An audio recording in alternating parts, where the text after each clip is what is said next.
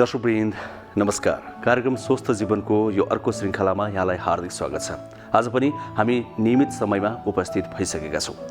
नेपाल सरकार स्वास्थ्य तथा जनसङ्ख्या मन्त्रालय, राष्ट्रिय स्वास्थ्य शिक्षा सूचना तथा सञ्चार केन्द्र र नेपाल टेलिभिजन बीचको सहकार्यमा यो कार्यक्रम निर्माण एवं प्रसारण हुने गर्छ। कार्यक्रमका विषयवस्तुहरू स्वास्थ्यसँग सम्बन्धित रहने गर्छन्। यो नामबाट यहाँले थाहा पाइसक्नु भएको छ। समृद्ध नेपाल सुखी नेपाली हामी सबैले देखेको साझा राष्ट्रिय आकाङ्क्षा हो। त्यही राष्ट्रिय आकाङ्क्षा पूरा गर्ने क्रममा हामीले विभिन्न आधार स्तम्भमा छलफल गर्नु जरुरी छ अनि विभिन्न आधार स्तम्भ तयार गर्नु जरुरी छ। तीमध्ये स्वास्थ्य सबैभन्दा महत्त्वपूर्ण हो, किनभने अहिलेको समयमा अर्थात् कोरोना भाइरसको यो त्रासमा स्वास्थ्य सबैजनाको लागि सबैभन्दा महत्त्वपूर्ण कुरा भएको छ। हो त्यसैले पनि हामीले यो कार्यक्रम सुरुवात गरेका हौँ। त्यसमाथि पनि नेपालको संविधानको कुरा गर्दा पनि स्वास्थ्यलाई मौलिक हकको रूपमा राखिएको छ।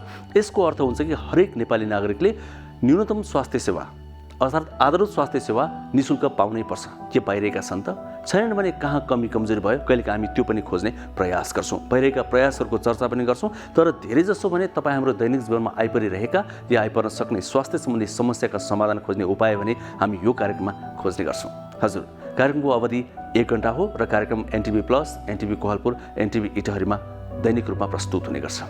त आज हामीसँग के सामग्री छन् एकैछिन त्यो जानकारी लिउँ।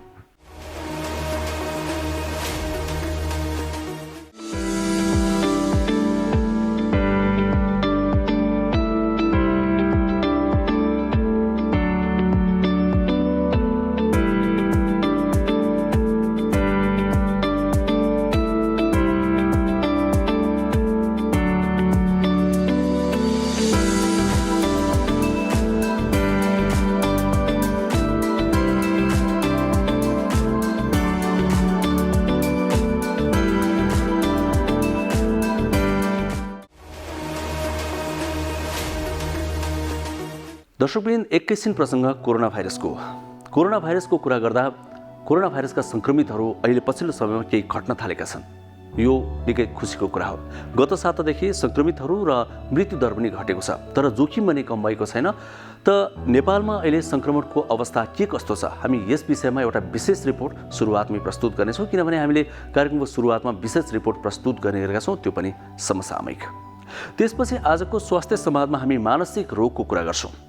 मानसिक समस्या कोरोना भाइरसको सङ्क्रमणपछि झन्डेरै बढ्न थाल्यो भनेर विज्ञहरूले भनेका छन्। किनभने यसले अनेक खालका त्रासहरू मानिसमा फैलाएको छ भनेर पनि अनुमान गरेको छ। त्यसरी पनि बढेको हो भने विज्ञहरूको भनाइ छ। त वास्तवमा मानसिक समस्या अहिले नहुनका लागि हामीले कसरी आफूलाई नियन्त्रण गर्ने, के गर्ने, मानसिक समस्या भएका व्यक्तिहरूले यो समयमा कसरी ध्यान दिने, यी विभिन्न विषयमा हामीले एकजना विज्ञसँग संवाद गरेका छौँ। हजुर, त्यही संवाद नै आज हामी प्रस्तुत गर्नेछौँ स्वास्थ्य संवादमा। अनि हामीले विभिन्न विषयका फरक विषयका छोटा सामाजिक सन्देशहरू पनि प्रस्तुत गर्ने गरेका छौँ, जहाँ हामीलाई धेरै विज्ञहरूले सुझावहरू दिनुभएको छ, विभिन्न जानकारी दिनुभएको छ। ती पनि आज हामी प्रशस्तै प्रस्तुत गर्नेछौँ। अनि अन्तिममा हामीले स्वस्थ रहनका लागि, निरोगी रहनका लागि हाम्रो जीवनशैली कस्तो अपनाउनु पर्छ भनेर विभिन्न विज्ञका सुझावमा आधारित सामग्री जुन धेरैजसो प्रस्तुत गर्ने गरेका छौँ, त्यो पनि आज प्रस्तुत गर्नेछौँ। यसरी यो 1 घण्टाको समयमा हामीसँग विभिन्न खालका सामग्री रहेका छन् स्वास्थ्यसँग सम्बन्धित अनि तपाईँ हाम्रो दैनिक जीवनमा आइपरिरहेका। सुरुवातमा भने कोरोना भाइरसको अहिलेको अवस्थाको विषयमा हामीले तयार पारेको विशेष रिपोर्ट एकैछिन हेरौँ।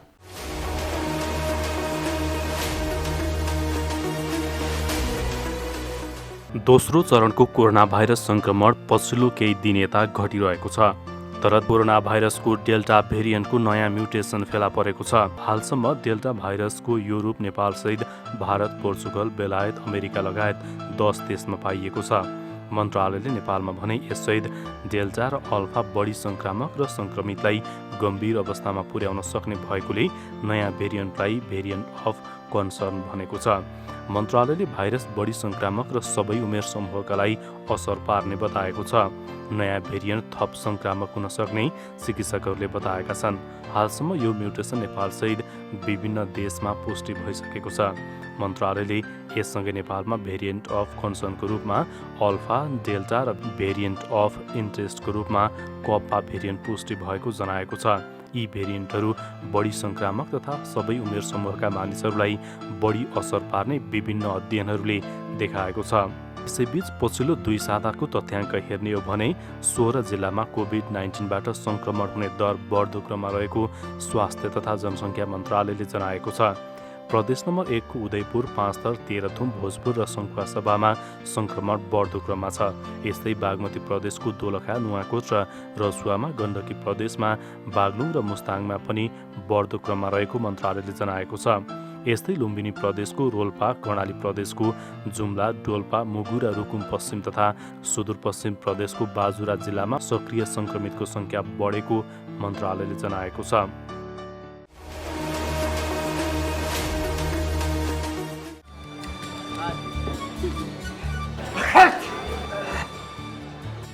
सबैले थाहा पाउनुपर्छ अनि सबैले सधैँ व्यवहारमा पनि ल्याउनुपर्छ। होइन, के थाहा पाउने अनि के व्यवहारमा ल्याउने भनेको? सबैले इन्फ्लुएन्जाबाट बच्ने उपायहरू थाहा पाउनुपर्छ। अनि सबैले इन्फ्लुएन्जाबाट बच्ने मुख्य 4 उपायहरू सधैँ व्यवहारमा पनि ल्याउनुपर्छ। इन्फ्लुएन्जाबाट बच्न अपनाउनु पर्ने मुख्य 4 उपायहरू के हुन्छ? इन्फ्लुएन्जाबाट बच्न खोक्दा र हाच्छिउ गर्दा नाक, मुख रुमाल वा पाखुराले छोप्नुपर्छ। साबुन पानीले हात धुनुपर्छ। अनि रुवाखोकी लागेको बिरामीको कम्तीमा 1 मिटर टाढा बस्नुपर्छ र अनावश्यक रूपमा मानिसको भिडभाड हुने ठाउँमा जानु हुँदैन। यस्तो व्यवहार सधैँ गरे इन्फ्लुएन्जाबाट बच्न सकिन्छ होइन त? हो, स्वास्थ्य व्यवहार स्वस्थ जीवन। नमस्ते, म doctor Bhajan Kumar Roniyar, endocrinology and metabolism. म सुगर, थाइरोइड र हर्मोनको स्पेसलिस्ट। आज तपाईँहरूले यो जीवनशैलीको बारेमा म भन्न गइरहेको छु। नर्मली डायबिटिज बिरामीदेखि लिएर हामी नर्मल मान्छेहरूले पनि गर्नुपर्ने कुरा एउटै हो। 1 नम्बर त हामीले चाहिँ जीवन स्वस्थ बनाउनको लागि चाहिँ बिहान एटलिस्ट 1 घन्टा चाहिँ मर्निङ वाक गरौँ। अझै अब यङ्स्टरहरू हुनुहुन्छ भने त जिम जोइन्टदेखि लिएर एरोबिक्स, एटलिस्ट एरोबिक्स एक्सर्साइज चाहिँ गर्नु पर्यो। त्यो बाहेक तपाईँले योगा, मेडिटेसन गर्नुहोस्, मेन्टल स्ट्रेस लेभलहरू पनि कम हुन्छ। त्यो सँगसँगै हामीले चाहिँ खानपिनमा चाहिँ कन्ट्रोल गर्नुपर्ने हुन्छ। नर्मली आजकलको जुन बच्चाहरूदेखि लिएर अब स्कुल जाने बच्चाहरू, ठुलोदेखि लिएर सबैले चाहिँ बढी फास्ट फुड, फ्राइड फुडहरूमै बढी ध्यान दिन्छ। इभन प्यारेन्ट्सले पनि मेरो बच्चा अलिक मोटोघाटो छैन, त्यो चाहिँ हामीले नसोचौँ। बच्चा मोटोघाटो भन्दा पनि हामीले हेल्दी चाहिँ हुनुपर्छ। त्यही भएर बच्चाहरूलाई पनि सक्दो यो फ्राइड फुड, फास्ट फुड रेस्टुरेन्टमा लगेर खुवाउने, यस्तो चिल्लो खुवाउनुभन्दा राम्रो बरु घरकै तपाईँको यो भेजिटेबल्सहरूदेखि नर्मल दाल भात तरकारी खुवाउने गर्नुहोस्, फ्रुट्सहरू बढी खुवाउने गर्नुहोस्। मासु, माछा, अन्डा पनि प्रोटिन डाइटहरू चाहिन्छ, त्यसै खानुहोस्। अझ यो प्रोटिन डाइटहरूमा बढी यो रातो मासुहरू चाहिँ सक्दो नखाउँ, बरु यसको चिकन, फिसहरू, यो पोल्ट्रीहरूको बरु खाँदा चाहिँ राम्रो हुन्छ। त्यसपछि अब हामीले यो चुरोट र मदिराहरू पनि छोड्ने गर्नु पर्यो। चुरोटले पनि नराम्रै कम्प्लिकेसनहरू ल्याउँछन्, जस्तै मुटुको समस्या, फोक्सोको समस्याहरू आउन सक्छ। त्यसपछि रक्सीले गर्दाखेरि कलेजोको समस्याहरू आउन सक्छ। यसले गर्दाखेरि सुगर, प्रेसरहरू सबै बढ्न सक्छ। त्यही भएर चाहिँ सक्दो तपाईँको चाहिँ रक्सी खाँदैन खाउँ, कहिलेकाहीँ खानै गर्नु पऱ्यो पनि भन्छौँ हामीले चाहिँ 1 देखि 2 प्याक, त्योभन्दा चाहिँ सक्दो खान चाहिँ मिल्दैन भनेर। इभन डायबिटिज भएको बिरामीले पनि नर्मली क्यालोरी मेन्टेनहरू गरौँ। डायबिटिज भएको बिरामीले चाहिँ मेनली चाहिँ हाई कार्बोहाइड्रेट चाहिँ खानु गर्नु भएन। चिनीबाट बनेको खानेकुराहरू, तेलमा तारेकोहरू, रातो मासु, कोल्ड ड्रिङ्क्स, घिउ, तर, चुरोट, रक्सीहरू चाहिँ नखाउँ। खानेकुरा हामीले डायबिटिज बिरामी होस् या नर्मल बिरामी नै, नर्मल मान्छे भए पनि थोरै गरेर दिनमै 5-6 पल्ट, जसले गर्दा हाम्रो शरीरको मेटाबोलिजम बढाउनु पर्यो क्या। जति मेटाबोलिजम बढाउनु भयो भने हाम्रो त्यति मोटोपन चाहिँ अलिक कम हुन्छ भनेर के। किनकि नत्र मोटोपन हुनुको कारण नै हो कि हामीले बिहान बेलुकै 2 छाक टन्नै खान्छौँ, फेरि दिउँसो खाइराख्नु हुँदैन। त्यही भएर थोरै गरेर खानुहोस्। खाना खाँदाखेरि चाहिँ कार्बोहाइड्रेटको मात्रा चाहिँ अलिक कम गरौँ। त्यसपछि प्रोटिन्स, भिटामिन्स, मिनरल्सहरूलाई चाहिँ अलिकति बढाएर राख्ने गर्नुहोस्। प्लस स्ट्रेस लेभलहरू पनि काम गर्नु। नर्मली आफूलाई टाइम दिनुहोस्। एउटा भनाइ नै छ 8 घन्टा काम गर्नुहोस्, 8 घन्टा इन्टरटेनमेन्ट, 8 घन्टा सुत्नु पर्यो। त्यही हिसाबले काम गर्नु। 8 घन्टाको ठाउँमा यो होइन कि 16 घन्टा, 12 घन्टा, 15 घन्टा काम गर्नु चाहिँ भएन। त्यही भएर अलिकति सेल्फ आफूलाई पनि टाइम दिनुहोस्। दर्शकवृन्द, एकैछिन प्रसङ्ग मानसिक स्वास्थ्य समस्याको। मानसिक समस्या एउटा यस्तो समस्या हो जुन बाहिरबाट झट्ट हेर्दा देखिँदैन र कतिपय व्यक्तिहरूमा सुरुमै थाहा पनि हुँदैन। तर जब थाहा हुन्छ त्यो बेलामा ढिला भइसकेको हुन्छ। त्यसैले हामीले समयमै सतर्क हुनु यसको सबैभन्दा राम्रो उपाय हो। फेरि अहिलेको यो समयमा कोरोना भाइरसको त्रासको कारणले गर्दाखेरि मानसिक समस्या धेरै बढ्दै पनि गएको छ भन्छन् विज्ञहरू। लकडाउन भयो, धेरै व्यक्ति घरमै बस्नु पर्यो। फेरि कोरोना भयो भने के गर्ने होला भनेर त्रास पनि बढ्न थाल्यो मानिसहरूमा। त्यसैले पनि मानसिक समस्या धेरै बढ्न थाल्यो भन्ने विज्ञहरूको भनाइरहेको छ। त खासमा के हो, मानसिक समस्या अहिले बढेकी हो कि होइन कि, त्यो बढेको हो भने कसरी समाधान खोज्न सकिन्छ, मानसिक समस्या भएका व्यक्तिहरूले यो समयमा के कुरामा ध्यान दिनुपर्छ, यी विभिन्न विषयमा हामीले एकजना विज्ञसँग संवाद गरेका छौँ। हजुर, त्यही संवाद नै अब हामी प्रस्तुत गर्दैछौँ हाम्रो नियमित स्तम्भ स्वास्थ्य संवादमा।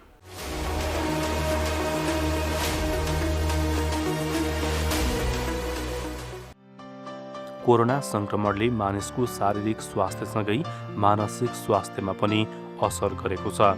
कोरोनाले गर्दा फरक खाले मनोरोग पनि देखा परेको छ। त्यसैले कोरोना भाइरस महामारीको समयमा मानसिक स्वास्थ्यको हेरचाह गर्नु निकै आवश्यक छ। नेपालमा धेरैजसो मनोरोगीहरू उपचारबाट वञ्चित छन्। सेवाको पहुँच नहुँदा र रोग लुकाउने प्रवृत्तिले उनीहरू उपचारबाट वञ्चित हुने गरेको विशेषज्ञहरूको भनाइ छ।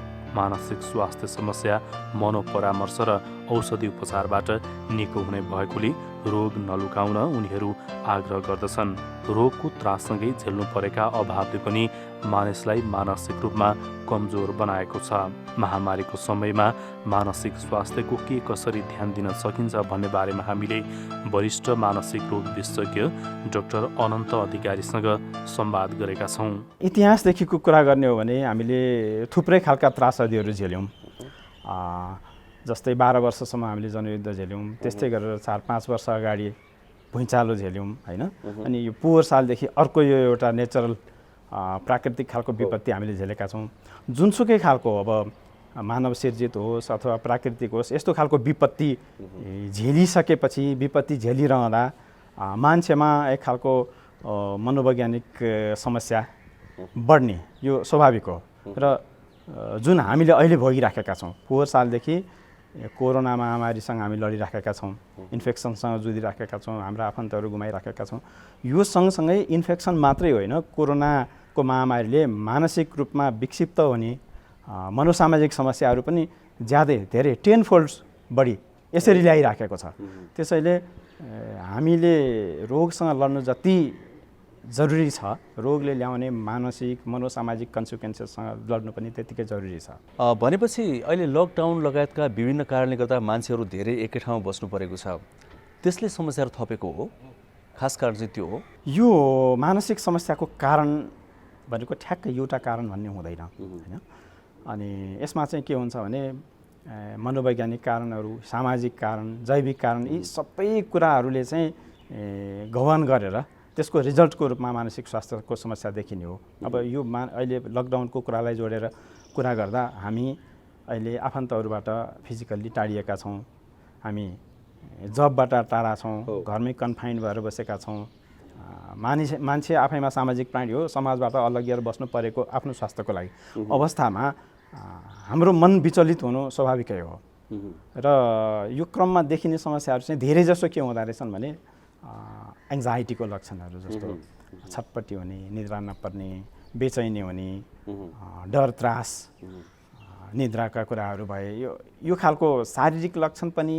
अनि मानसिक रूपमा डर त्रासको कुराहरूको लक्षण, अटोनोमिक लक्षण भन्छ, मुटुको धड्कन ज्यादा बढ्ने, अहिले नै मरिन्छ कि, यस्ता खालका समस्याहरू चाहिँ घरमा जो हामी बसेका छौँ उहाँहरूले चाहिँ हामीले यस्तो खालको समस्या बढी भोगेको चाहिँ पाइन्छ। यहाँको भनाइको आशय चाहिँ अलिक कडा खालकै मानसिक रोग लागेको छ भनेदेखि चाहिँ या एक खालको मानसिक रोगमा चाहिँ व्यक्ति आफैलाई थाहा हुँदैन, अरूले देख्दाखेरि त्यहाँ परिवर्तन हुन्छ, तर व्यक्ति स्वयंलाई चाहिँ मलाई रोग लाग्यो भन्ने कुरा थाहा हुँदैन। त्यो व्यक्तिको नजिकको व्यक्ति या आफन्त या परिवार या साथीभाइ जो नजिक हुन्छ उसले चाहिँ के कस्ता लक्षण देखियो भनेदेखि चाहिँ व्यक्ति मानसिक समस्यामा छ या पर्दैछ है भनेर बुझ्ने, अर्थात् त्यो व्यक्तिका लक्षणहरू के हुन्छन् सुरुवातमा, त्यो पनि बताइदिनुहोस् न।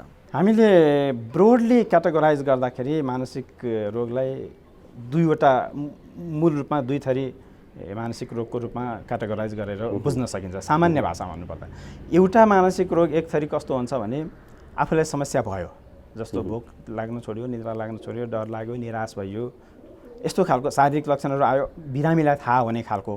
अनि अर्को एउटा पाटो छ कडा खालको मानसिक रोग, जसमा बिरामी आफूलाई म मानसिक रोगको शिकार हुँदैछु, शिकार भएँ भन्ने थाहा हुँदैन, तर पुरै विक्षिप्त भइसकेका हुन्छ। त्यसैले धेरैजसो अहिले देखिएका समस्याहरू चाहिँ डिप्रेसन, एङ्जाइटी, भय, त्रास, निद्राको गडबडी होइन, प्यानिक, ओसिडी भन्छ, यी खालका लक्षणहरू चाहिँ देखिएका रोगहरूमा चाहिँ बिरामीलाई आफूलाई थाहा हुन्छ होइन। मलाई समस्या भयो भनेर उसले आफन्तलाई बताउन सक्छ, चिकित्साकर्मीलाई मनोसामाजिक सहयोगकर्ताहरूलाई बताउन सक्छ। अब अलिकति विक्षिप्तताको रोग, साइकोसिस, बाइपोलार, अनि यो लागु पदार्थजन्य समस्याले ल्याएको कडा खालको मानसिक रोग, यस्तो अवस्थामा चाहिँ बिरामीलाई निकै कडा रूपले गाँजिसकेको हुन्छ तर आफूलाई थाहा हुँदैन। त्यो अवस्थामा चाहिँ फ्यामिली मेम्बर, डक्टर, अब जो उहाँको पहुँचमा हुनुहुन्छ उहाँहरूले नोटिस गरेर उपचारको पहुँचमा ल्याउनु पर्ने हुन्छ। जस्तै मेरो फ्यामिलीको मान्छे या मेरो साथीभाइ या मेरो कोही पनि चिन्जानको मान्छे जो सङ्गत छ उसमा कस्ता लक्षण देखिए भने मानसिक समस्या सुरु भएछ कि भनेर बुझ्ने? हजुर, अब हामीले मानसिक रोग के हो भनेर बुझ्नुभन्दा पहिले मानसिक स्वास्थ्य के हो भनेर बुझ्नुपर्छ। हजुर हजुर। कुनै व्यक्ति आफ्नो शरीर र मनमा तादात्म्यता राखेको छ, उसले आफ्नो सोच विचार व्यवहारमा म्याच भनौँ न तादात्म्यता छ, आफ्नो पोटेन्सियल के हो भन्ने थाहा पाउँछ, आफ्नो कमजोरी के हो भन्ने थाहा पाउँछ, आफूले आफूलाई, आफ्नो परिवारलाई, समाजलाई केही कन्ट्रिब्युट गर्न सक्ने अवस्था छ भने त्यो अवस्थालाई मानसिक रूपमा स्वस्थ भएको अवस्था भनेर भनिन्छ होइन। अब मानसिक समस्या के त भन्दाखेरि यसैबाट आउँछ कि जब मन, सोच, भावना, विचार, व्यवहार गडबड हुन थाल्छ। सामान्य मान्छेले दैनिक गरिराखेको कुरामा गडबड हुन थाल्छ, भोक निद्रामा गडबडी आउँछ, अनि उसको काम गर्ने तौर तरिका, सोसियल अकुपेसनल फङ्सनिङमा समस्या आउन थाल्छ भने हामीले चाहिँ यो व्यक्तिलाई चाहिँ मानसिक रोग लागेको हो कि भनेर चाहिँ सोच्नुपर्छ। हजुर, यो मानसिक रोगको कुरा गर्दाखेरि चाहिँ डाक्टर साहब एउटा हाम्रो नेपाली समाजमा धेरै अगाडिदेखि नै एउटा गलत धारणा छ, एउटा मिसकन्सेप्सन छ क्या। अब हुन त ती शब्दहरू अक्सर मिडियामा अहिले प्रयोग गरिँदैनन्, गर्नु हुँदैन पनि भनिन्छ होइन, तर म यहाँ प्रयोग गर्दैछु त्यो बाध्यताले त्यो विषयमा क्लियर गर्नको लागि। मानसिक रोग लाग्यो भन्ने बित्तिकै कुनै व्यक्ति पागल भयो या बहुलायो भन्ने चलन छ। के मानसिक रोग लाग्नु भनेको पागल हुनु या बहुलाउनु मात्रै हो त? त्यो नै हो त? त्यो भन्न मिल्छ? यहाँलाई के लाग्छ? धेरै जसो मानसिक रोगहरू पागलपनका रोग होइनन् कि पागलपन अथवा बहुलापन भन्ने आफैमा यो कलङ्कित गर्ने शब्द हो, यो प्रयोग गरिनु हुँदैन हो। हाम्रो समाजले अहिले पनि मनोरोग लागेका मान्छेलाई बिरामीको दृष्टिकोणले हेर्दैन है। कतिलाई चाहिँ यो पुरातन समाजको सोच छ नि, लागु लगान देवी देवताको कुराहरू हुन्छ, कतिलाई पहिले छाँटा पारेको भन्छन् होइन। यो कुरा यस्तो कुराले गर्दाखेरि हामीलाई हाम्रो मनोरोगीहरूलाई कलङ्कित गर्छ र यसैको कारणले गर्दाखेरि मानसिक रोगीहरू खुलेर उपचारमा आउन सक्दैनन्, चाहँदैनन्। त्यसैले मानसिक रोग पनि अरू रोग जस्तै, शरीरमा लाग्ने अरू समस्याहरू जस्तै रोग हो, यसको उपचार छ, यसका कारणहरू छन् होइन। उपचार पश्चात मान्छे सहज जीवनमा फर्कन सक्छ अन्य रोगहरू जस्तै। यो रूपमा हाम्रो समाजले नबुझेसम्म चाहिँ मानसिक रोगीहरूले उचित सेवा पनि पाउँदैनन्, उहाँहरू भनौँ खुलेर आउन सक्ने सम्भावना पनि कम छ। हजुर है, हजुर, वास्तवमा त्यसमा हामीले चेन्ज गर्नु जरुरी छ। हजुर, एकदमै धेरै काम गर्नु जरुरी छ, कामै केही भएको छैन भन्छु म त यसमा। अहिले यो पेन्डेमिक सिचुएसनले गर्दाखेरि चाहिँ अब के होला, अब भरे भोलि नै मरिन्छ कि भन्ने खालको एउटा त्रास, एउटा खालको धारणा। अनि अर्को कुरा चाहिँ यस्तो टेन्सन भयो, परिवारमा यस्तो भयो, के भयो भनेर चाहिँ मान्छेहरूले धेरै अल्कोहल सेवन गर्ने गरेको, मदिरा सेवन बढी गर्ने गरेको हामीले पायौँ। हुन त केही व्यक्तिले छोडे, तर केही व्यक्तिले धेरै प्रयोग गर्ने पनि पाइएको छ होइन। यो के अल्कोहोलिजम अर्थात् मदिरा धेरै सेवन गर्नु पनि मानसिक समस्या हो, यो भित्र पर्छ? हामीले के भन्यौँ अघि भन्यो, मेन्टल एन्ड बिहेभियरल डिसअर्डर भन्छ नि, बिहेभियरमा आउने समस्या। यस्तो लागु पदार्थ दुर्व्यसनी जुनसुकै होस्, लागु पदार्थ मात्रै भनिन्न, यसमा जुवा खेल्ने, चोरी गर्ने, लागु पदार्थ सेवन गर्ने, यी सबै एक न एक खालको भनौँ न कुनै तरिकाले मानसिक रोगसँग जोडिएका हुन्छन्। र मदिरा सेवनको कुलत त एकदमै कडा खालको मानसिक रोग हो, जसमा हामीले देखेका छौँ समाजमा एकदमै लागु पदार्थ खाएर एकदमै विक्षिप्त भएर हिँडेका मान्छेहरूलाई उपचार गरेर ठिक भएका देखिन्छन् नि हो। अनि राम्रोसँग मानसिक रोगको रूपमा उपचार पाउने, मनोपरामर्श पाउने, सोसियल अकुपेसनल जुन सपोर्ट पारिवारिक पाउने भने त्यो मान्छेले फेरि जान रक्सी नखाने सम्भावना रहन्छ। तर कतातिरबाट चुकुल फुस्किन्छ नि, त्यसपछि फेरि रिल्याप्स हुन्छ। भनेको यो डिजिज फेरि दोहोरिन्छ, भनेको मतलब दोहोरिन सक्ने सम्भावना भएको मनोरोग नै हो, मानसिक रोग नै हो। यो मानसिक समस्याको विषयमा चाहिँ एउटा धारणा अर्को पनि छ नि डाक्टर साहब, जस्तै मानसिक समस्या लिएर डक्टर कहाँ गयो भने त्यहाँ झन् समस्या थपिन्छ, डक्टरले औषधि दिन्छन्, निन्दा लाग्ने औषधि दिन्छन्, लठ्याउने औषधि दिन्छन्, अनि केही भएको भए पनि थोरै समस्या छ भने पनि औषधि दिइहाल्छन्, त्यो पछि जिन्दगीभरि औषधि खानुपर्छ। भन्ने खालको एउटा त्रास छ क्या, एउटा यो धारणा छ क्या, त्यो खास के हो? यहाँले चाहिँ के जाने बित्तिकै औषधि दिइहाल्ने हो या समस्या थप्ने नै हो, के हो खास कुरा चाहिँ यो?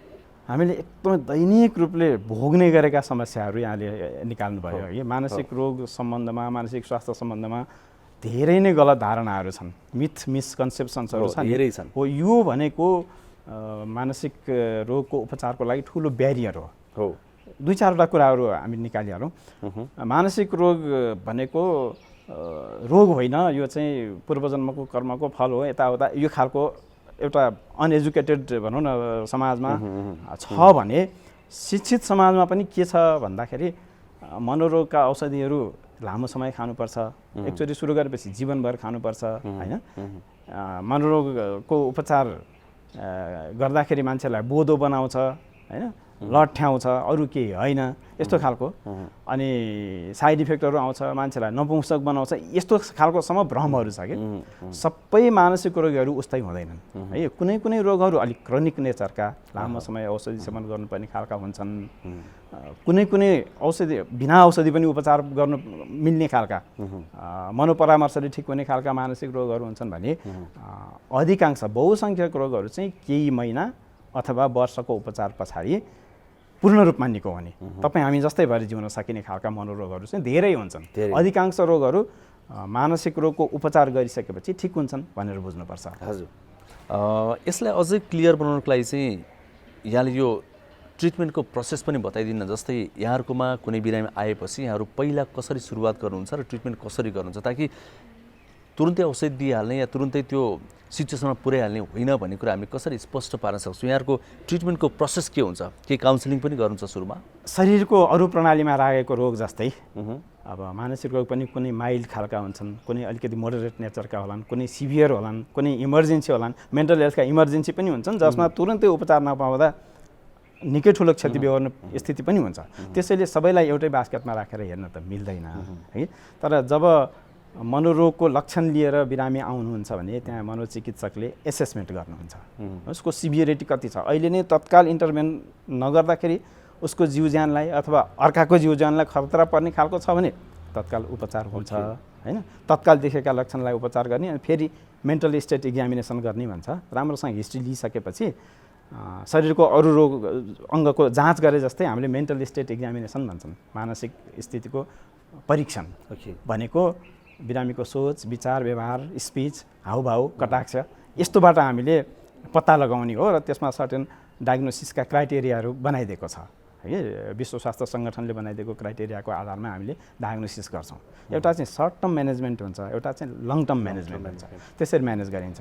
जस्तै भनौँ कुनै बिरामी अत्याधिक लागु पदार्थ सेवन गरेर आउनुभयो, सबैभन्दा पहिले उहाँको प्राण रक्षा गर्नु पर्यो होइन। उहाँको एयरवे, ब्रिदिङ, सर्कुलेसनको कुराहरू, बेसिक ब्लड टेस्ट यो अन्य रोगको उपचार जस्तै हुन्छ भने अलिकति क्रोनिक खालको होइन तत्काल उपचार भनौँ न बायोलोजिकल उपचार नै सुरु नगर्दा पनि खासै हानि गर्ने छैन भन्ने खालको छ भने चाहिँ राम्रोसँग हिस्ट्री लिने, मेन्टल स्टेट एक्जामिनेसन लिने, अनि त्यसपछि उहाँलाई अब साइकोलोजिकल उपचारतिर लैजाने कि अब बायोलोजिकल उपचार भनेको औषधि उपचार गर्ने कि अथवा दुवै सँगसँगै लैजाने हो कि अथवा यो एक खालको कडा खालको रोग रहेछ तत्काल उपचार गरेन भने गाह्रो हुने खालको छ भने कहिलेकाहीँ हामीले यो फिजिकल उपचारको पद्धतिहरू छ केही, जस्तै विद्युतीय उपचार यहाँले सुन्नुभयो होला, इलेक्ट्रोकन्भल्जन थेरापी भन्छ।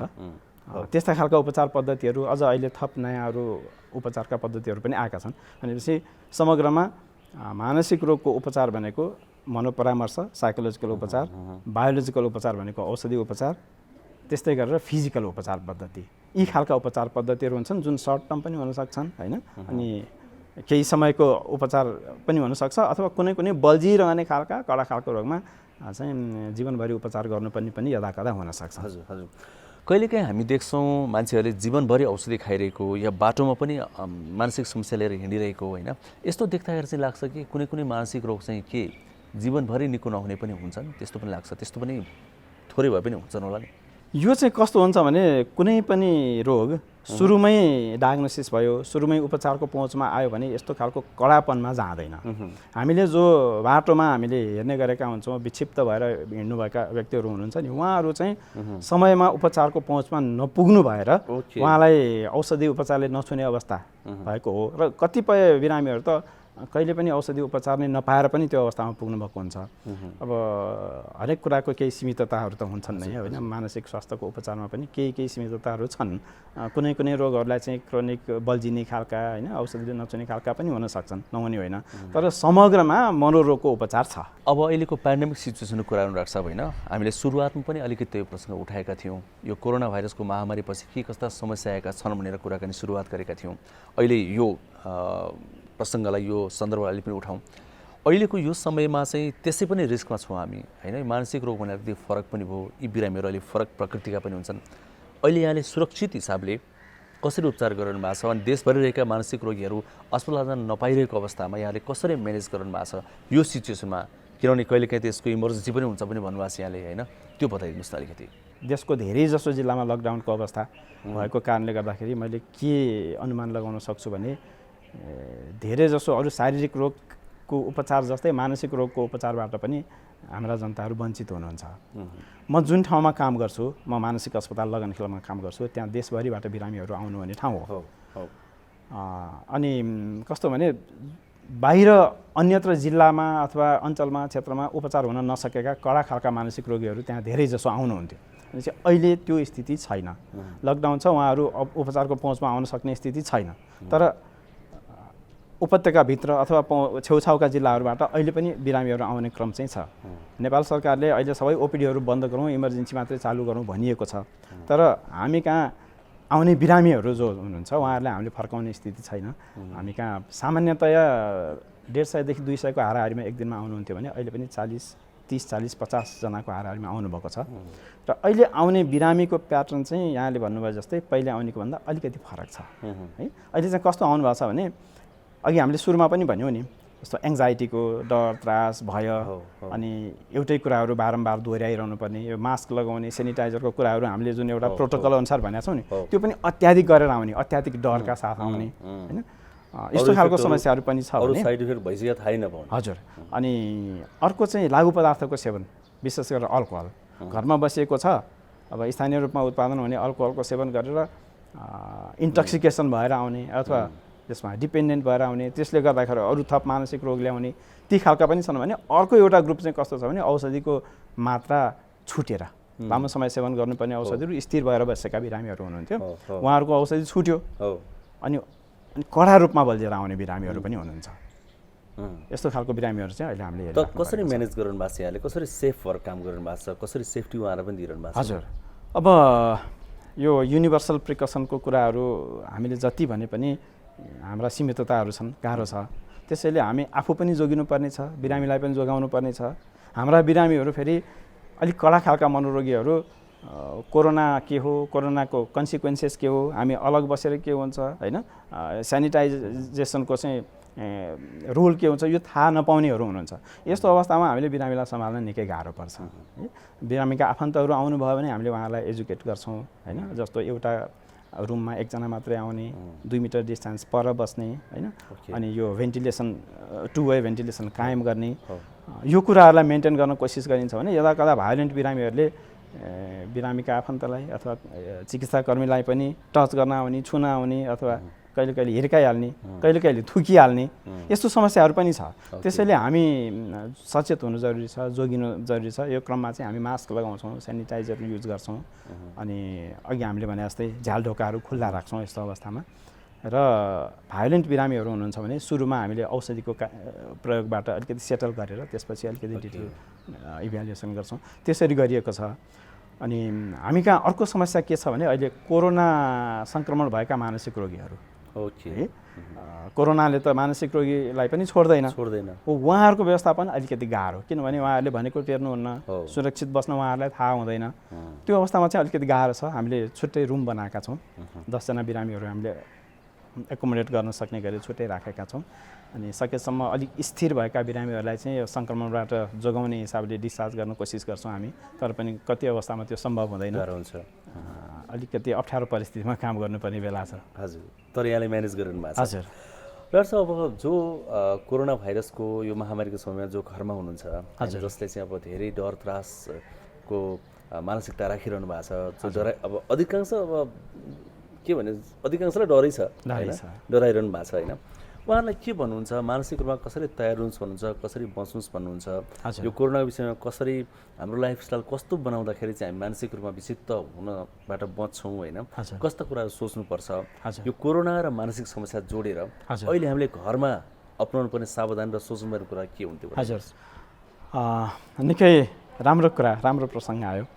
हामी स्वास्थ्यकर्मीहरू स्वास्थ्य संस्थामा आएर बाहिर आएर यहाँहरूको र हाम्रो आफ्नै पनि रक्षा गर्न कोसिस गरिरहेका छौँ भने यहाँहरूले सहयोग गरिदिनु भएको छ। घरमा बसेर आफूलाई र समाजलाई रक्षा गर्न कोसिस गर्नुभएको छ।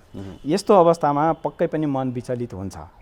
मन विचलित हुनबाट जोगिन, मानसिक स्वास्थ्य समस्याको शिकार हुनबाट जोगिन, आफूलाई स्वस्थ राख्न र भोलि कोरोना काल पछि पनि सहज भएर बाँच्नको लागि के गर्ने त, कसरी सहज हुने भन्ने कुरामा केही बुँदाहरू म राख्न चाहन्छु।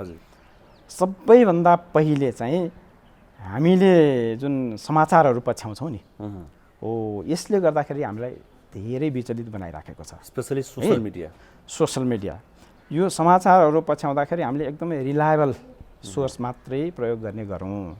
सोसल मिडियामा जथाभावी राखेका पोस्टहरू, जथाभावी राखेका तस्बिरहरू, भिडियो क्लिप्सहरूले हामीलाई विक्षिप्त बनाउन सक्छ।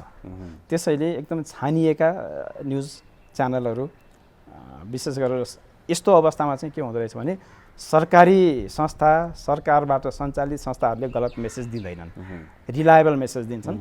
ती कुराहरूलाई पछ्याउने र धेरै समय समाचारको पछि पनि नलाग्ने, दिनमा एकपटक दुईपटक होला अपडेट हुने, यस्तो कुराहरू चाहिँ गरौँ। छानिएका समाचारहरू निश्चित समयमा मात्र हेर्ने गरौँ र पोजिटिभ मेसेज दिने खालका समाचारहरूको पछि लागौँ। नेगेटिभ मेसेज दिने खालका, विवाद छ यस्तो खालको समाचार, मान्छेलाई हावक बनाउने, अत्याउने खालका समाचारको पछि नलागौँ। अनि यहाँले भन्नुभयो जस्तै सोसियल मिडियामा को चाहिँ प्रयोग सकेसम्म कम गर्ने, त्यो मात्रै होइन। जस्तो यो बेलामा घरमा बसेको छ, बालबच्चाहरू पनि घरमै हुनुहुन्छ, यो भिडियो गेममा एकदम एडिक्सन हुने खालका होइन, यी गेमहरू यस्तो कुराहरूको लतबाट बच्चाहरूलाई पनि जोगाउँ, आफू पनि जोग्यौँ। त्यसैले यो दुईवटा कुरा यो मिडियासँग सम्बन्धित भएर भने समाचार रिलायबल हेरौँ, थोरै पछ्याउँ, सामाजिक सञ्जालको प्रयोग कम गरौँ, यो दुईवटा भयो। त्यसपछि अर्को कुरा के भने हामीले अलिकति अघि पनि छौँ, घरमा बसेपछि काम भएन, जब छैन, लागु पदार्थ सेवन गर्ने, रक्स खाने, हो यो कुराबाट एकदमै टाढा बस्नुपर्छ। लागु पदार्थ सेवन आफैमा पनि मनोरोग हो, शारीरिक रोग पनि निम्त्याउँछ, हाम्रो जीवन क्षतविक्षत बनाउँछ। त्यसैले जाँड, रक्सी, गाँजा लगायतका कुनै पनि लागु पदार्थबाट यो एउटा लागु पदार्थ छोड्ने अवसर पनि हो है। यसलाई अवसरको रूपमा लिउँ, लागु पदार्थ सेवन गरिएको छ भने आजैदेखि छोडौँ। अनि अर्को कुरा, हामी जबमा जान्छौँ, काम गर्छौँ होइन, एउटा सृजनात्मकता छ नि, हो यो मरिराखेको अवस्था हुनसक्छ। घरमा बसेर गर्न सकिने काममा आफूलाई चाहिँ अभ्यस्त राख्नुपर्छ। यहाँको मतलब घरमा साना साना कामहरू होला, बगैँचाको काम होला होइन, यहाँलाई केही लेख्न आउँछ होला, पढ्न आउँछ होला, व्यस्त भएर होइन, यसरी आफूलाई व्यस्त राख्ने, क्रिएटिभ काम गर्ने, यी कुराहरू भयो। त्यस्तै गरेर मानसिक स्वास्थ्यसँग सम्बन्धित, मानसिक रोगसँग सम्बन्धित कुनै औषधि सेवन गरिराख्नु भएको छ भने कुनै पनि माध्यमबाट प्राप्त गर्ने, अहिले चिकित्सकलाई भेट्ने सम्भावना नहोला होइन, संस्थामा जाने सम्भावना नहोला, तर पनि लामो समयदेखि सुरु गरिराखेका अरू शारीरिक रोगका औषधिहरू जस्तै मनोरोगका औषधिहरू पनि नछोडौँ।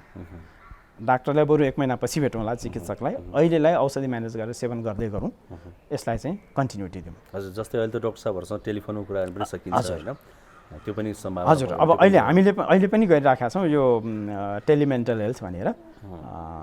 त्यस्तो गाह्रो परेको अवस्थामा डाक्टर साहबहरूले धेरै सोसियल मिडियामा राख्नु पनि भएको छ, मनोपरामर्शको लागि यो नम्बर छ भनेर, अनि हामीले पनि सञ्चालन गरेका छौँ। फोनबाट पनि 55 21 333 होइन। हजुर, अनि अर्को एउटा हामीले हटलाइन सेवा पनि सुरु गरेका छौँ अहिले, यो नेपाल सरकारकै हो, 1166 भन्ने नम्बर छ। यो चाहिँ आत्महत्या रोकथाम सम्बन्धी हटलाइन हो। यसबाट मनोपरामर्शको सेवाहरू पनि दिइरहेका छौँ। यसलाई पनि पछ्याउन सकिन्छ गाह्रो अप्ठ्यारो परेको बेलामा। यसरी चाहिँ हामी भर्चुअल्ली पनि चिकित्सा कर्मी अथवा मनोपरामर्शदाताको सम्पर्कमा टचमा रहन सक्छौँ। अर्को एउटा कुरा चाहिँ हामीले हाम्रो मनोबलको कुराहरू धेरै हुन्छ है। विश्वमा धेरै पेन्डेमिकहरू आए, 100 वर्षदेखि कुरा गर्दा हामीले इतिहासमा पढ्छौँ, स्पेनिस फ्लू आयो, के आयो, जिका भाइरस आयो होइन। कुनै पनि समस्या दीर्घकालीन रूपमा रहने, सधैँ रहिरहने समस्या चाहिँ होइन। हामीले अहिले संयम गुमायौँ भने हामी रोगको त शिकार भयौँ हाम्रो भोलिको भविष्य पनि राम्रो हुँदैन। त्यसैले हामीले के डिटर्मिनेसन लियौँ भने यो समस्या पनि एक दिन हटेर जान्छ। त्यतिन्जेलसम्म हामी धैर्य गरौँ, त्यतिन्जेलसम्म हामीले हाम्रो मनोस्वास्थ्य दर गरौँ, आत्मसंयम अपनाउँ। यो समस्या सधैँ रहिरहने समस्या होइन भनेर चाहिँ बुझ्नु जरुरी छ। आशावादी सोच राख्नु जरुरी छ। डाक्टर साहब, अहिले नि एउटा कुरा नि यो बालबालिका क्या यहाँले यो प्रसङ्ग पनि उठाउनु भयो। अहिले बालबालिकाको दैनिकी के छ भने सामाजिक सञ्जाल हेर्ने, मोबाइल हेर्ने, टेलिभिजन हेर्ने, ट्याबहरू हेर्ने, फेरि अहिले त क्लासहरू पनि अनलाइन भए, एक्जाम पनि अनलाइन भए, त्यो हेर्नै पर्ने, सोसियल मिडिया चलाउनै पर्ने बाध्यता पनि हो। यसले त पक्कै पनि भविष्यमा ठुलो खतरा निम्त्याउँदैछ होइन। त्यसमा दुई मात्रै भएन, आइरहेको पनि छ मिडियाहरूमा। यसलाई कसरी म्यानेज गर्ने, यसलाई कसरी व्यवस्थापन गर्ने निकै चुनौती छ है। जस्तो लागु पदार्थको लत हो, जस्तो गाँजा चुरोट रक्सीको लत हो, यो सोसियल मिडियाको, इन्टरनेट गेमको, स्क्रिनको लत पनि एकदमै ठुलो लतको रूपमा आएको छ।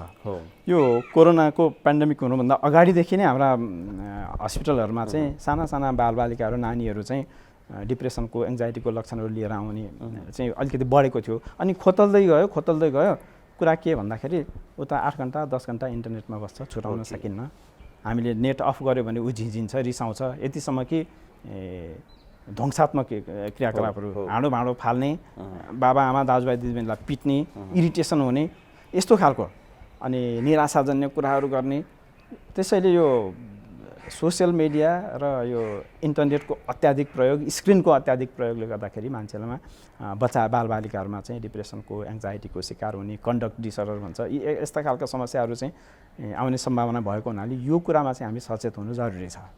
जस्तै अब अहिले बच्चाहरूले पढ्न पनि अनलाइन नै गर्नु परेको छ होइन। अब यो केही कुराहरू यसले फाइदा पनि गर्यो होला, इन्गेज गरायो होला, बच्चालाई केही नलेज दियो होला। तर हामीले बच्चाहरूलाई यति धेरै बर्डन नदिए पनि अर्को वर्ष पढ्छ, के फरक पऱ्यो त? यो वर्ष त अब सबै कुरामा तहस नहस छ भनेपछि बच्चाहरूको मनोस्वास्थ्यको रक्षाको लागि पनि स्क्रिन टाइम चाहिँ घटाउनु जरुरी छ। त्यसको लागि चाहिँ विद्यालयहरूले पनि थोरै अनि क्लासहरू लिँदा पनि अलिकति रचनात्मक तरिकाले होइन यसरी लिनु जरुरी छ। अनि बिचबिचमा ग्याप राखेर अब अहिले यो अनलाइन परीक्षाहरू भइरहेको छ, बच्चाहरू निकै आत्तिँदा रहेछन् है। अब 3-4 घन्टा बसेर एक्जाम दिन पर्यो होइन। एक्जाम भनेपछि त्यसै पनि एक खालको चाहिँ भइहाल्छ होइन। कतै नेट जाने हो कि भन्ने डर त्रास एकातिर, अर्को कुरो आएको कुरा भन्न नसकिएला भन्ने डर त्रास। यसैले मैले आफूले प्रत्यक्ष भोगेको, मेरो नानीले पनि, सानो नानीले परीक्षा दिँदैछ, ऊ आत्तिन्छन् है। त्यसैले यो 1 वर्ष बच्चाहरूको पढाइ रोकिएर अथवा ढिलो भएर केही फरक पर्नेवाला छैन। बालबालिकाहरूको मानसिक स्वास्थ्य रक्षा गर्न सक्यौँ भने आगाउँ साल उनीहरूको क्रिएटिभिटी आउँछ, आगाउँ सालदेखि फेरि पढ्छन्, सधैँ यो समस्या रहँदैन।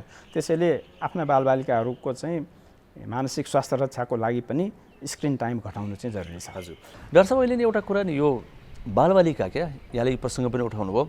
अहिले बालबालिकाको दैनिकी के छ भने सामाजिक सञ्जाल हेर्ने, मोबाइल हेर्ने, टेलिभिजन हेर्ने, ट्याबहरू हेर्ने, फेरि अहिले त क्लासहरू पनि अनलाइन भए, एक्जाम पनि अनलाइन भए, त्यो हेर्नै पर्ने, सोसियल मिडिया चलाउनै पर्ने बाध्यता पनि हो। यसले त पक्कै पनि भविष्यमा ठुलो खतरा निम्त्याउँदैछ होइन। त्यसमा दुई मात्रै भएन, आइरहेको पनि छ मिडियाहरूमा। यसलाई कसरी म्यानेज गर्ने, यसलाई कसरी व्यवस्थापन गर्ने निकै चुनौती छ है।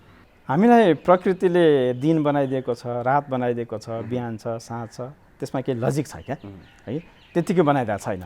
किनभने हामीलाई लगभग 8 घन्टा सुत्नु जरुरी छ है। त्यसैले राति आराम गर्ने, सुत्ने होइन, 8 घन्टा काम गर्ने, 8 घन्टा रिक्रिएसनल एक्टिभिटिज यहाँले भन्नु भने मनोरञ्जनात्मक कार्यक्रम, आफन्तहरूसँग, नियर एन्ड डियरसँग टचमा बस्ने, बालबालिकाहरूलाई टाइम दिने। अब ठ्याक्कै वाटर टाइट कम्पार्टमेन्ट त नहोला, यति घन्टा नै भन्ने त नहोला, तर पनि मोटामोटी हिसाब गर्दाखेरि 8 घन्टा जति कम्तीमा हामीलाई निद्राको जरुरी छ, सुत्नु जरुरी छ। बिहान बेलुका बालबालिकाहरूसँग सकेसम्म टाइम बिताउने, अनि दिउँसो अलिकति प्रोडक्टिभ काम गर्ने। यसरी टाइमलाई म्यानेजमेन्ट गरियो भने अलिकति जस्तो म निकम्मा भएँ अथवा म लम्पट भएँ सुतेकै भएँ भन्ने भावना पनि हट्छ। आफूलाई अलिकति क्रिएटिभ पनि बनाइन्छ, आफ्ना आफन्तहरूसँग टचमा पनि रहन्छ। यसरी म्यानेज गर्दा जाति हुन्छ होला। हजुर डाक्टर साहब, अहिले विशेष गरी धेरै युथहरूमा के देखेको छ भने यो लाइफस्टाइल नै अर्कै के, जस्तै लेट नाइटसम्म काम गर्ने अनि बिहान ढिलो उठ्ने। जस्तै मेरो कुरा गर्ने मै पनि ढिलोसम्म काम गर्छु, बिहान ढिलो उठ्छु होइन, धेरैको त्यो देखिएको छ। यसले पक्कै पनि खतरा निम्त्याउँछ होला है, यसलाई कसरी म्यानेज गर्ने होला? यो अलिकति प्रविधिको विकास भइसकेपछि हाम्रो प्याटर्न, हाम्रो प्राकृतिक जीवनशैली परिवर्तन हुँदै गयो। अब कतिपय कुरामा अब बाध्यताका कुराहरू पनि होलान्। यहाँले नै भन्नुभयो, मेरै कुरा गर्नुभयो भने दिउँसो हस्पिटलमा बस्नु पऱ्यो, राति गएर यसो अलिकति अपडेट गरिएन भने पछाडि परिन्छ। यस्तो कुराहरूले गर्दाखेरि हाम्रो प्याटर्न चाहिँ चेन्ज भयो, तर यो ठिक भइरहेको छैन। कम्तीमा राति 10 बजेदेखि बिहान 6 बजेसम्म त सुत्न पाउनु पऱ्यो नि, शरीरलाई आराम चाहिएन? त्यो आराम खोज्छ नि त शरीरले, प्रकृतिले पनि सुत भन्छ र अँध्यारो बनाइदियो होइन। यो कुराहरूले चाहिँ हामीलाई असहज बनाउँछ। यहाँले विचार गर्नु होला, 4 दिनसम्म राम्रोसँग सुत्न सकिएन भने 5औँ दिनको दिन तपाईँको दिन कस्तो होला, तपाईँको इफिसियन्सी कस्तो होला, कामको प्रकृति कस्तो होला, तपाईँले अरूसँग व्यवहार गर्ने झिझिने इरिटेसन आउँदैन र। त्यसैले यो मानसिक स्वास्थ्यको हिसाबले चाहिँ निद्रा नपर्नु, काम अत्याधिक गर्नु यो कुनै पनि प्रत्युत्पादक हुन्छ। नेचरलाई क्रस गर्ने प्रयास गर्छ नगरौँ। नेचर सँगसँगै बग्न सकियो भने हामी सहज हुन्छौँ। त्यसैले सकेसम्म अब बाध्यताका कुराहरूलाई छोडेर सकेसम्म आफ्नो शरीरलाई जति आराम जरुरी छ, मनलाई पनि आराम जरुरी छ हैन। यो दुवै कुरालाई चाहिँ ब्यालेन्स गरेर लिएर जानुपर्छ।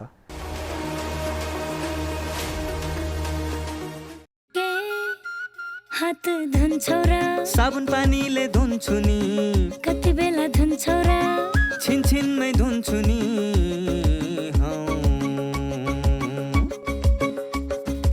घरमा पस्दा अफिस पस्दा सधैँ धुन्छु हात, कोरोनालाई यसै गरी भगाइदिन्छु म त।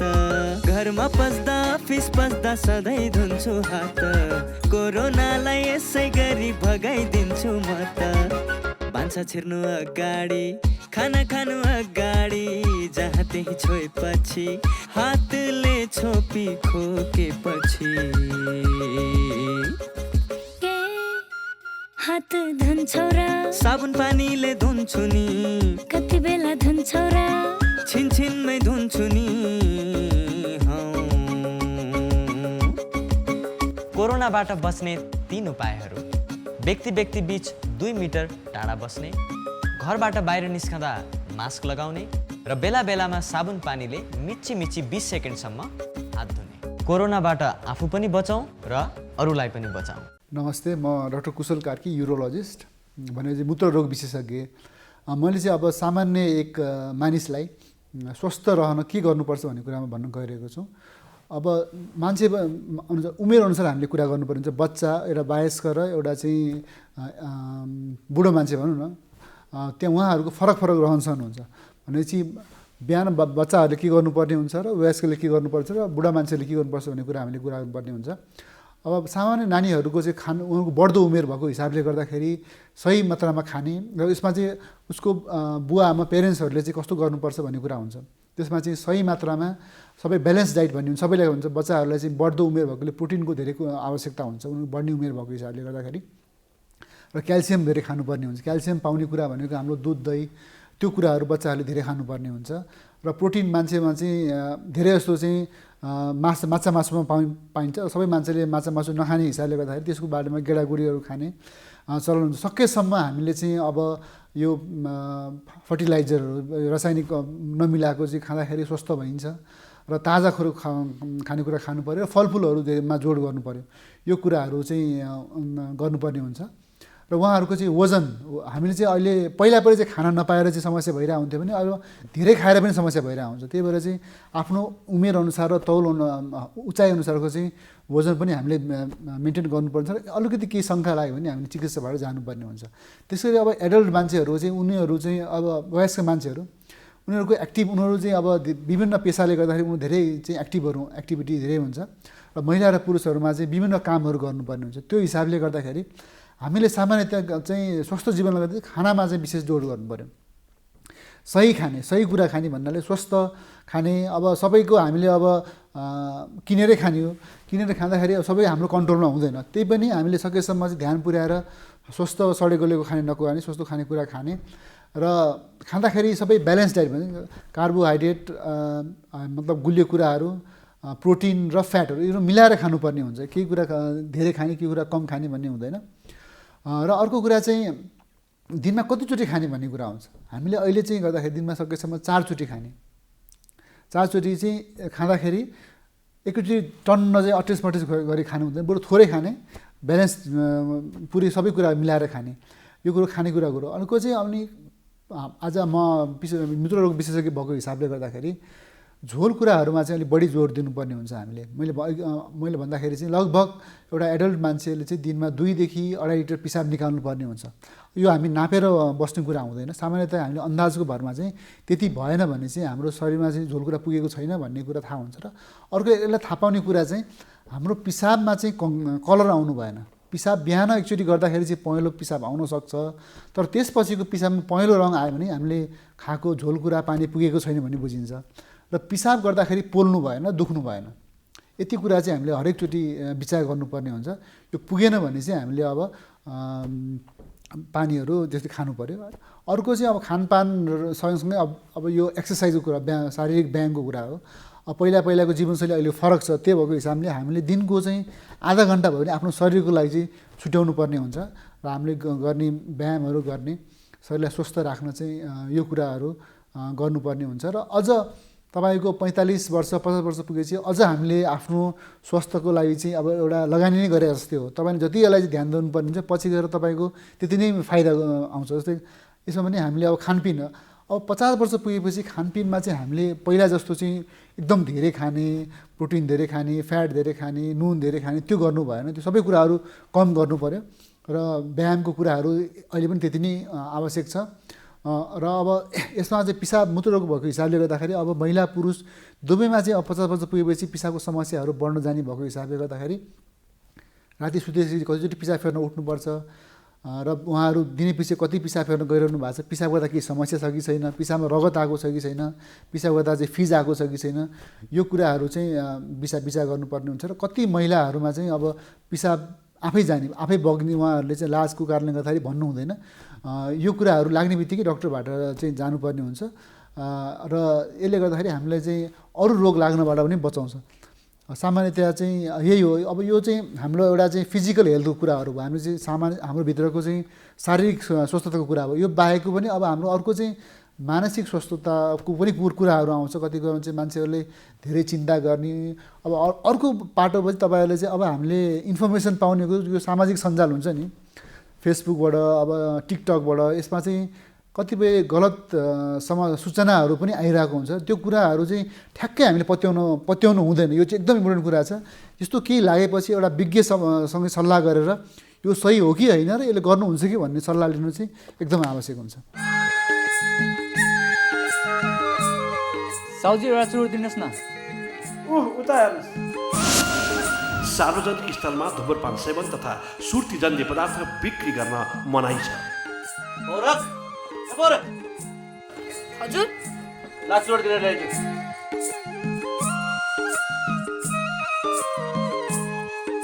खै एकपटक चुरोट दिनुहोस् त। कति वर्ष पुग्यो बाबु? 12। पढ्न आउँछ? किन नआउनु? बाबु त्यसो भए त पढ त। 18 वर्षभन्दा मुनिका केटाकेटीहरूलाई धुम्रपान तथा सुर्तीजन्य पदार्थ बिक्री वितरण नगरौँ। ओहो, कस्तो चुरोट खान मन लाग्यो। गर्भवती महिलालाई धुम्रपान तथा सुर्तीजन्य पदार्थ बिक्री गर्न मनाइ छ। सार्वजनिक स्थलहरूमा धुम्रपान तथा सुर्तीजन्य पदार्थ बिक्री तथा सेवन नगरौँ। 18 वर्ष मुनिका बालबालिकाहरू र गर्भवती महिलालाई धुम्रपान तथा सुर्तीजन्य पदार्थ बिक्री वितरण नगरौँ। नमस्ते, मेरो नाम डाक्टर पलेश्वा जोशी लाखे हो। म चाहिँ त्रिभुवन युनिभर्सिटी टिचिङ हस्पिटलको पेट सम्बन्धी सर्जन हो र म क्यान्सरको पनि अपरेसन गर्छु। र मेरो क्लिनिकल प्र्याक्टिसमा चाहिँ हाम्रो क्लिनिकल प्र्याक्टिसमा धेरै कमन भनेको ठुलो आन्द्राको क्यान्सर हो। यो क्यान्सर चाहिँ यसका लक्षणहरू भनेको चाहिँ अब आफ्नो दैनिक जुन चाहिँ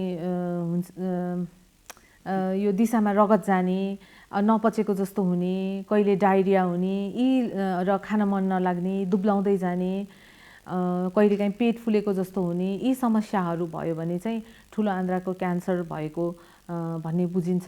यस्तो भयो भने चाहिँ आफ्नो नजिकको हेल्थ पोस्ट अथवा डक्टरसँग सम्पर्क गरेर सही उपचार लिनुपर्छ र यो क्यान्सर यो ठुलो आन्द्राको क्यान्सर नहुनलाई चाहिँ राम्रो जीवनशैली स्वस्थ जीवनशैली अपनाउनुपर्छ।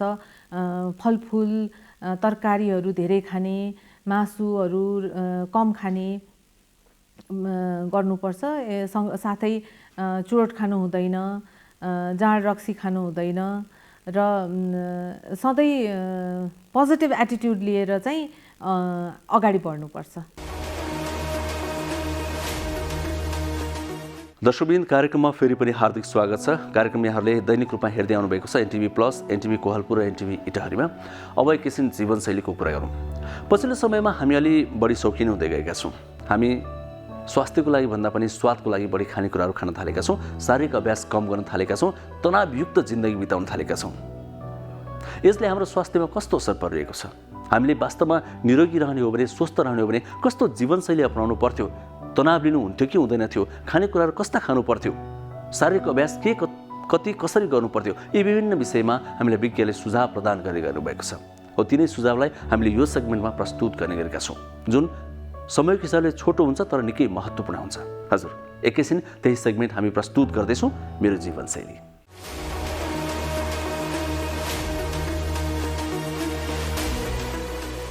नमस्कार, म हाम्रा सम्पूर्ण नेपाली दाजुभाइ दिदीबहिनीहरूलाई आजको यो महामारी जुन हाम्रो जीवनमा यो महामारीबाट हामी लड्दैछौँ, यो कोभिडको बेलामा म सबैसँग आग्रह गर्दछु, आफ्नो ज्यान आफै बचाउनुहोस्। जुन दुनियाँमा भइरहेको कुरो छ, छिनछिनमा साबुन लगाएर हात धुने, मास्क लगाउने, हातमा सेनिटाइज गर्ने, भिडभाडमा नजाने, अहिले भोजभतेर नगर्ने, यी कुराहरूमा सबैजनाले ध्यान पुर्याएर यो कोभिड हुनबाट आफूलाई पनि बचाऊँ, अरूलाई पनि सुरक्षित राखौँ र आफूलाई यदि त्यस्तो किसिमको शङ्का लागेको छ, ज्वरो लागेको छ, खोकी लागेको छ भनेदेखि तुरुन्त कोभिडको टेस्ट गराएर आफूलाई आइसोलेसन गर्नु अहिले हाम्रो लागि, हाम्रो जीवनमा यो महामारीबाट जोगिने यो मात्र एउटा उपाय भएको हुनाले म सम्पूर्ण नेपाली दाजुभाइ दिदीबहिनीसँग यो आग्रह गर्दछु, यो कोभिडसँग केही समय अझ हामी लड्न पर्छ। अहिलेको बेलामा यी जुन यो जुन 4-5वटा कुरा छ, यो कुरा सबैसँग यो गरिदिनुहोस्, आफू पनि बच्नुहोस्, अरूलाई पनि बचाउनुहोस् र साथै क्यान्सरको बिरामी जो हुनुहुन्छ उहाँलाई म आग्रह गर्न चाहन्छु, उहाँहरू अझ अलि बढी र जोगिएर बस्नु होला। तपाईँहरूको शारीरिक अवस्था केमोथेरापीले गर्दा, रेडियोथेरापीले गर्दा र यो रोगले गर्दाखेरि तपाईँहरूको शारीरिक अवस्था कमजोर भएको हुनाले अहिले भिडभाडमा नजानु होला, आफूलाई सुरक्षित राख्नु होला।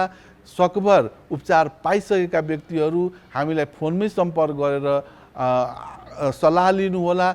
अति आवश्यक इमर्जेन्सी परेको खण्डमा मात्रै अस्पतालमा आउनु होला, जसले उपचार पाइसक्नु भएको छ। त्यस्तै गरेर जसलाई यो शङ्का लाग्छ भने सुरुकै अवस्थामा कुनै पनि क्यान्सर अस्पतालमा, जुनसुकै पाहक पर्ने क्यान्सर सेन्टरमा गएर यो क्यान्सरको सुरुकै अवस्थामा आइदिनु भयो भने यहाँहरूको ज्यान हामी जोगाउन सक्छौँ, बचाउन सक्छौँ। क्यान्सरलाई दोष दिनुभन्दा पनि यो सुरुको अवस्थामा पत्ता लगाइयो भने यो क्यान्सरबाट निको पार्न सकिन्छ, क्योर जसलाई भन्छ क्योर पार्न सकिन्छ। त्यसैले म विनम्र निवेदन गर्छु, यस्तो किसिमको शङ्का लाग्यो भने सुरुकै अवस्थामा बिरामी अथवा बिरामीका आफन्तहरूले उहाँहरूलाई सुरुकै अवस्थामा पाहक पर्ने अस्पतालमा पुर्याइदिन हुन म आग्रह गर्छु। झाडापखाला रोग जुनसुकै उमेरका मानिसलाई जहिले पनि लाग्न सक्छ, तर विशेष गरी गर्मी तथा वर्षातको मौसममा झाडापखाला बढी मात्रामा फैलन्छ र कहिलेकाहीँ महामारीको रूप पनि लिन्छ। झाडापखाला रोग लाग्न र महामारी हुन नदिन खानेपानी भकभकी उमालेर वा फिल्टर गरेर वा क्लोरिन प्रयोग गरेर वा सोडिस विधिद्वारा निर्मलीकरण गरी शुद्ध र सुरक्षित पानी मात्र पिउने गरौँ। पानी राख्ने भाँडा सफा राख्ने र पिउने पानीलाई सधैँ छोपेर राख्ने गरौँ। खानेपानीको स्रोत वा मुहान सधैँ सफा राखौँ। खाना बनाउनु अघि, खानु अघि र खुवाउनु अघि दिसा पिसाब गरेपछि, बच्चाको दिसा सफा गरेपछि र फोहोर वस्तु छोएपछि सधैँ साबुन पानीले मिची मिची हात धुने गरौँ। फोहोर, बासी, सडे गलेको, झिङ्गा भन्केको र खुला रूपमा राखिएका खानेकुराहरू नखाऊ। काँचै खाइने खानेकुराहरू र फलफुल सफा पानीले राम्ररी पखालेर मात्र खाऊ। घुङ्गी, गङ्गटा, माछा, मासु जस्ता खानेकुरा खाँदा ताजा र राम्ररी पकाएर मात्र खाऊ। सबैले चर्पीमा मात्र दिसा पिसाब गर्ने र बच्चाको दिसा पिसाब पनि चर्पीमा नै लगी फाल्ने गरौँ। घर, आँगन र चर्पी सधैँ सफा राखौँ।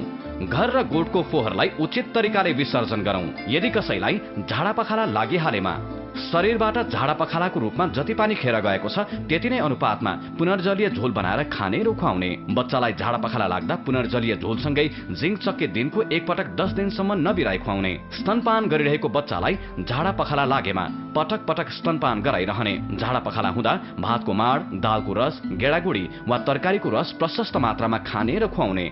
साबिकमा जस्तै खानेकुरा खाने र खुवाउने। घरेलु उपचारबाट झाडा पखाला नरोकिएमा बिरामीलाई तुरुन्त नजिकको स्वास्थ्य संस्थामा लगी उपचार गराउँ।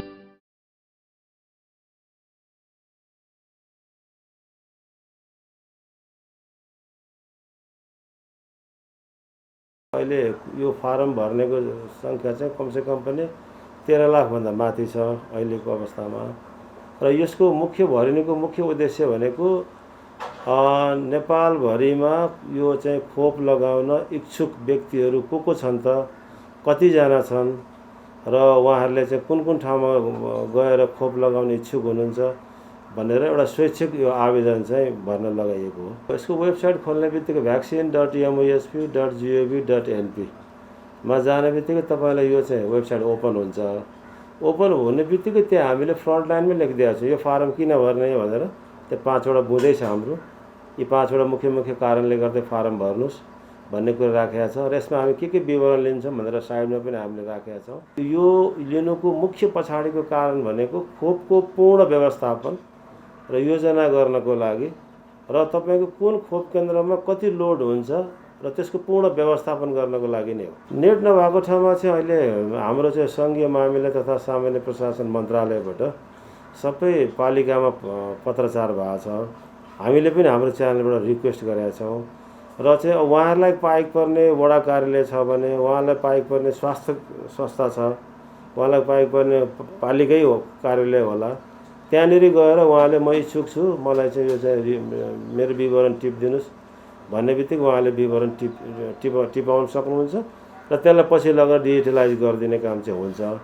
अथवा उहाँले त्यहीँनिर उहाँको सहयोग लिएर पनि डिजिटलाइज गर्न सक्नुहुन्छ। यो फारम भर्ने बित्तिकै खोप लगाउने सुनिश्चितता चाहिँ हुँदैन होइन। तर के हुन्छ भन्दाखेरि स्वास्थ्य तथा जनसङ्ख्या मन्त्रालयले अब जुन उमेर समूहको जुन वर्गलाई खोप लगाउने भनेको तोकिएको हुन्छ त्यही तोकिएको ग्रुपभित्र परेको बेलामा चाहिँ उहाँहरूले चाहिँ आफूले यो भरेको विवरणको आधारमा यहाँबाट एउटा युनिक आइडी पाउनुहुन्छ। त्यो युनिक आइडी देखाएर उहाँहरूले चाहिँ एउटा प्राथमिकताको लाइनमा बसेर खोप चाहिँ छिटो पाउने चाहिँ सक्नुहुन्छ। फारम नभर्नेलाई चाहिँ खोपै लगाउन नपाउने भन्ने चाहिँ हुँदैन। उहाँहरू पनि लाइनमा आउनुहुन्छ। खोप लगाउने साथीहरूको लाइन चाहिँ प्रायोरिटी लाइन हुने भयो। उहाँहरू प्राथमिकताको लाइनमा पर्नुहुन्छ, छिटो खोप लगाएर जानुहुन्छ। जसले फारम भर्नु भएको छैन भने उहाँहरू चाहिँ अब तपाईँको प्राथमिकताको लाइनमा पर्नुहुन्न, उहाँहरू चाहिँ अब लामो क्युबाट चाहिँ जानुपर्ने हुन्छ। फारम नभर्नेलाई नपाउने, भर्नेलाई मात्रै पाउने भन्ने चाहिँ होइन। तर भर्दाखेरि के हुन्छ भन्नुहुन्छ भनेदेखि एउटा तपाईँको सरकारलाई पनि फाइदा हुने भयो खोप व्यवस्थापन गर्नलाई होइन। र चाहिँ अर्को भनेको तपाईँको खोप यो फारम भर्ने व्यक्तिलाई पनि फाइदा हुने भयो कि एउटा प्राथमिकताको लाइनमा गएर उसले छिटो खोपको सेवा लिन पाउने भयो। त्यस कारण त्यो हो। तर चाहिँ के भने फारम नभरेको आधारमा खोप नदिन पाउने भन्ने चाहिँ छैन। त्यहाँ उहाँहरूलाई हामीले चाहिँ नमुना फारमहरू पठाएका छौँ। सबै पालिकालाई स्वास्थ्य संस्थाहरूमा नमुना फारम पठाएको छ। त्यो नमुना फारमको आधारमा उहाँहरूले त्यो डिटेल विवरणहरू बनाएर चाहिँ अनि त्यहाँ चाहिँ उहाँहरूले इन्ट्री गरिदिनुहुन्छ। उहाँहरूलाई कहीँ के भर्नको लागि अब उहाँहरूलाई चाहिँ कुनै सेलमा भर्नको लागि कसरी भर्ने, के गर्ने भन्ने कुराहरू चाहिँ उहाँहरूले जानकारी चाहिँ माग्नुहुन्छ होइन। अब यसको लागि तपाईँको चाहिँ हाम्रो चाहिँ साथीहरू नै हुनुहुन्छ, उहाँहरूको नम्बर दिएको छ। उहाँहरूले त्यो नम्बरमा फोन गर्नुहुन्छ। फोन गरेको आधारमा उहाँहरूको जे जिज्ञासा छ त्यसलाई हामीले चाहिँ मेटाउने गरेका छ। त्यसले गर्दा त्यस्तो ठुलो समस्या छैन।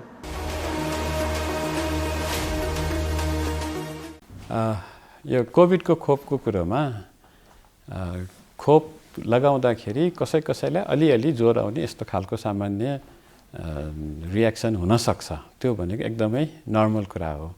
तर त्यो खोपले तपाईँलाई चाहिँ कोभिड जस्तो खतरनाक हुन सक्ने रोगबाट चाहिँ बचाउँछ। त्यसकारण यो खोपको बारेमा विश्वको धेरैवटा देशहरूमा धेरै किसिमका परीक्षणहरू भइसकेका छन् र यो खोप चाहिँ सबै हिसाबले सुरक्षित देखिएको छ र विभिन्न यो खोपको चाहिँ प्रभावकारिता अलिअलि फरक भए पनि सबैभन्दा कम प्रभावकारी मानिने खोप पनि 80% जति चाहिँ प्रभावकारी छ। त्यसकारण चाहिँ छिटो खोप लगाएर आफूलाई कोभिडबाट सुरक्षित राख्नु नै बुद्धिमानी हुनेछ। होइन ए दुर्गा, तिमीहरूको बिहा भएको त 3 वर्ष भइसक्यो, बच्चा जन्माउने त कुरै छैन बा। अब उहाँ भर्खर जागिर लाग्नु भएको, फेरि त्यति राम्रो कमाइ पनि छैन। अहिले नै बच्चा जन्माएर कसरी हुर्काउने? तपाईँले जस्तै वर्षेनी जन्मनु राम्रो हो त? मैले तपाईँलाई पहिले भनेको थिएँ नि परिवार नियोजनको साधन अपनाउनु भनेर, तर मान्नु भएन। खै मैले त उहाँलाई भनेको नि, वास्तै गर्नुहुन्न। मैले त दिदी 5 वर्ष काम गर्ने पाखुरामा इम्प्लान्ट लगाएको छु नि। अर्को आयुसिटी भन्ने पनि हुन्छ, त्यसले एकपटक लगाएपछि 12 वर्षसम्म गर्भ रोक्छ। फेरि बिचमा सन्तानको इच्छा भए निकाल्न पनि मिल्छ। सजिलोको लागि त पिल सकी खाएको भए नि भइहाल्थ्यो नि। त्यही त, अनि 3 महिने सुई पनि छ। नभए दाइले गर्न गरेको भए पनि त हुन्थ्यो। ए परिवार नियोजनको त धेरै साधनहरू रहेछ नि है। अब त म पनि सीमानसँगै स्वास्थ्य चौकीमा गएर परिवार नियोजनको साधन रोजेर प्रयोग गर्छु। सही भन्नुभयो लक्ष्मी दिदीले। जन्मान्तर र इच्छा अनुसार सन्तान जन्माउन अनि सुखी परिवारको लागि परिवार नियोजनको साधन अपनाउनुहोस्।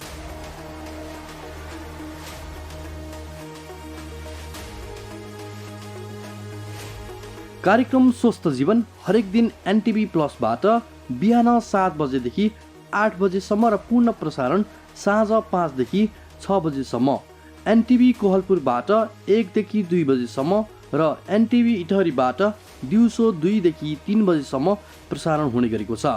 स्वास्थ्य सम्बन्धी यहाँहरूको कुनै जिज्ञासा वा समस्या भएमा हामी सम्बन्धित विज्ञहरूबाट समाधान खोजी कार्यक्रममा प्रसारण गर्नेछौँ। हामीलाई सम्पर्क गर्ने माध्यमहरू यस प्रकार रहेका छन्। फोन, एसएमएस तथा भाइबरको लागि 98 43 52 93 97, इमेल swasthajievan@ntv.org.np। यस कार्यक्रमको बारेमा आफ्नो सल्लाह सुझाव र प्रतिक्रिया पनि यहाँहरूले यिनै माध्यम मार्फत दिन सक्नुहुनेछ। साथै कार्यक्रममा के कस्ता सामग्री, विषय वा विज्ञहरू समेट्नु पर्ला भन्ने विषयमा पनि सुझाव दिन सक्नुहुन्छ। कार्यक्रम यहाँहरूले सामाजिक सञ्जाल मार्फत पनि हेर्न सक्नुहुनेछ। YouTube Nepal television, mobile application Nepal television, Facebook facebook.com/naptv2041। हजुर, समय सकिन आँट्यो। अब हामीले एकैछिनमा छुट्टिनुपर्छ। भोलि फेरि आउँछौँ आजकै समयमा। NTV plus, NTV Kohalpur, NTV इटहरीमा अनि विभिन्न सामाजिक सञ्जालहरूमा कार्यक्रम हेर्न सक्नुहुन्छ। जस्तै स्क्रिनमा देखाइरहेका छौँ हामीले, युट्युबमा हेर्न सक्नुहुन्छ, नेपाल टेलिभिजनको मोबाइल एप्समा हेर्न सक्नुहुन्छ अनि वेबसाइटमा हेर्न सक्नुहुन्छ। फेसबुकमा पनि हेर्न सक्नुहुन्छ। यहाँहरूले नेपाल टेलिभिजनको आधिकारिक फेसबुक पेजमा हामी हरेक दिन साँझ 5 देखि 6 बजेसम्म यो कार्यक्रम लाइभ नै प्रस्तुत गर्ने गर्छौँ। हेर्न र सेयर गर्न पनि सक्नुहुन्छ। कार्यक्रम कस्तो लाग्छ सल्लाह प्रतिक्रिया सुझाव पठाउँदै गर्नुहोला, ती हाम्रा मार्गदर्शक हुन्। अर्को कुरा, स्वास्थ्य सम्बन्धी कुनै पनि प्रश्न या जिज्ञासा छ भने पनि हामीलाई पठाउनुहोला, तिनको उत्तर पनि हामी यो कार्यक्रममा खोज्ने प्रयास गर्नेछौँ। आफ्नो नाम त्यसको लागि नभन्दा पनि हुन्छ। यहाँले त्यसको लागि यहाँले टेलिफोन गर्न सक्नुहुन्छ, एसएमएस गर्न सक्नुहुन्छ, भाइबर गर्न सक्नुहुन्छ, इमेल पनि गर्न सक्नुहुन्छ। सम्पूर्ण जानकारी हामीले स्क्रिनमा देखाइरहेका छौँ। आजलाई छुट्टिन्छौँ। कोरोना भाइरसको महामारी कम भएको छैन। सङ्ख्या कम भए पनि हामीले सतर्कता अझै अपनाउनु जरुरी छ। त्यसले गर्दा आफू पनि बचौँ, अरूलाई पनि बचाउँ, हेलचिक्राइ नगरौँ, यही आग्रह गर्छौँ। भोलि भेटौँला। आजलाई बिदा पाऊँ। हस्त, नमस्ते।